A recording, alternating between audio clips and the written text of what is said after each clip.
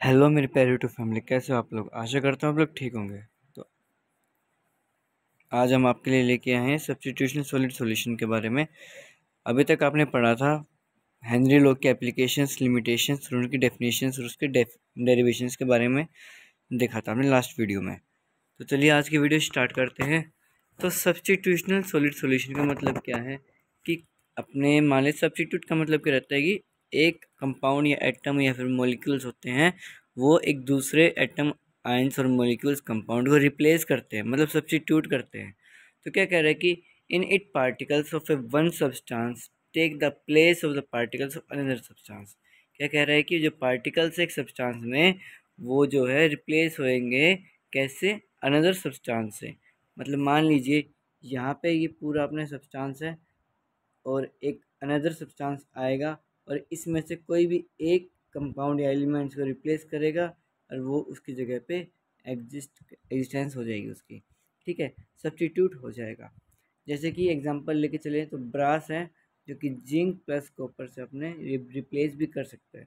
ठीक है, zinc sulphate और ZnS है और क्या है अपने CdS है। ठीक है, यहाँ पे कैडमियम डाइपॉजिटिव रिप्लेस कर हो जाता है किससे, Zn डाइपॉजिटिव से। किस केस में, इन ZnS में। ठीक है, आगे की बात करते हैं। ये जो था आपका सब्स्टिट्यूशन सॉलिड सॉल्यूशन के बारे में।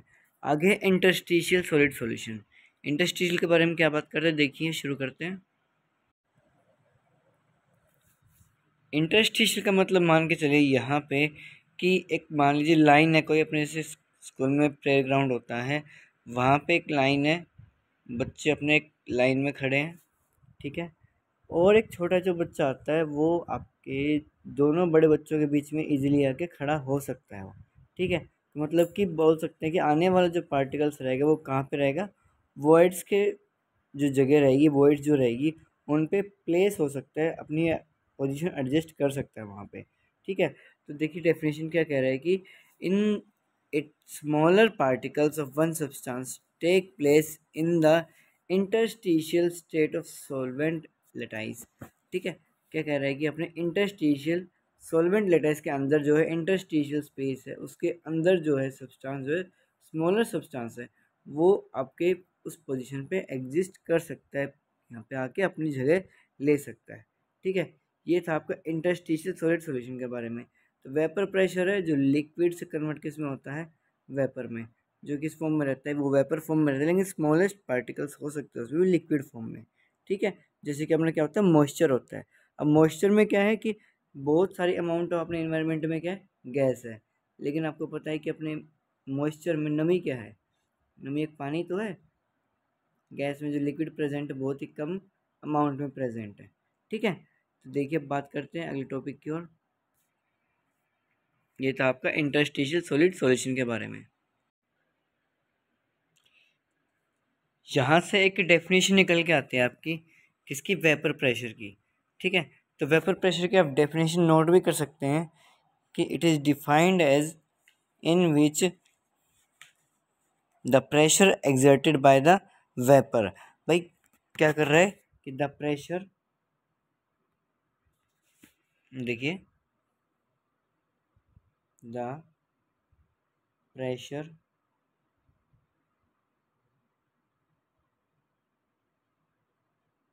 exerted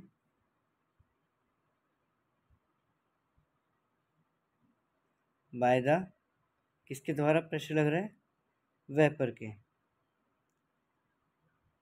ठीक है, जो कि किसके बराबर होगा, when the rate of condensation, किसका रेट, रेट ऑफ कंडेंसेशन।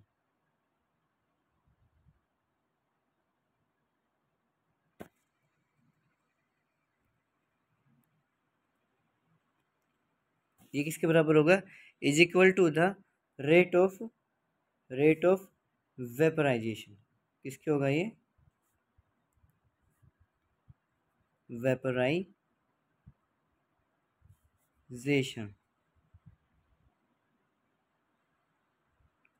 ठीक है, वेपर प्रेशर की डेफिनेशन है कि the pressure exerted by the vapour, the rate of condensation is equal to the rate of vaporisation. मतलब कि प्रेशर कौन लगा रहा है, आपका लिक्विड ही तो लगा रहा है। The pressure exerted by the vapour of the liquid भी बोल सकते हो या फिर वेपर बोल सकते हो। कौन सा प्रेशर लगा रहा है? लिक्विड लगा रहा है आपका प्रेशर। लेकिन उसका क्या रहेगा कि उसका रेट ऑफ कंडेंसेशन क्या है, मतलब कि कंडेंस हो रहे हैं ना मॉलिक्यूल्स, गैस से लिक्विड में कन्वर्ट होते कंडेंस हो रहे हैं, तो कंडेंसेशन जो रहेगा उसकी स्पीड जो रहेगी कंडेंसेशन की वो किसके बराबर रहेगी? रेट ऑफ वेपराइजेशन की। कब? At a given temperature. At a given temperature भी बोल सकते हो, लास्ट में क्या लिखेंगे? At given temperature. ठीक है, अब देखिए नेक्स्ट बात करते हैं कि नेचर ऑफ द लिक्विड क्या रहेगा फिर इसका, कि जो वेपर प्रेशर है वो इन्वर्सली प्रोपोर्शनल रहेगा किसके? इंटरमोलिकुलर फोर्स के।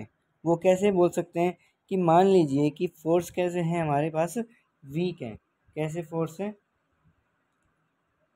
वीक फोर्स है।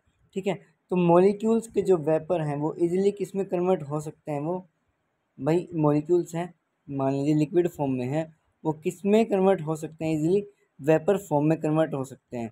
तो उनका वेपर प्रेशर क्या रहेगा? हाई रहेगा। और वेपर प्रेशर हाई रहेगा तो फोर्स ऑफ अट्रैक्शन कैसा रहेगा? फोर्स ऑफ अट्रैक्शन अपने बोल सकते हैं इसमें कि फोर्स ऑफ अट्रैक्शन स्ट्रॉन्ग रहेगा। ठीक है, मान लीजिए यहाँ पे क्या है, इंटरमोलिकुलर फोर्स अगर वीक है तो वेपर प्रेशर क्या रहेगा उसका? हाई रहेगा, क्योंकि जितने मॉलिक्यूल्स कमज़ोर रहेंगे वो उतनी ही जल्दी क्या रहेगा? इजीली कन्वर्ट हो जाएगा वेपर में। अब दूसरी कंडीशन ये है कि अगर इंटरमोलिकुलर फोर्स ज़्यादा है, अगर वो बॉन्ड स्ट्रॉन्ग है, तो क्या वेपर जल्दी कन्वर्ट हो सकते हैं? नहीं हो सकते। तो वेपर प्रेशर क्या हो जाएगा? वो उसका डिक्रीज़ हो जाएगा, मतलब उसकी रेट जो है वो डिक्रीज़ हो जाएगी। ठीक है, अब बात करते हैं टेम्परेचर के बारे में।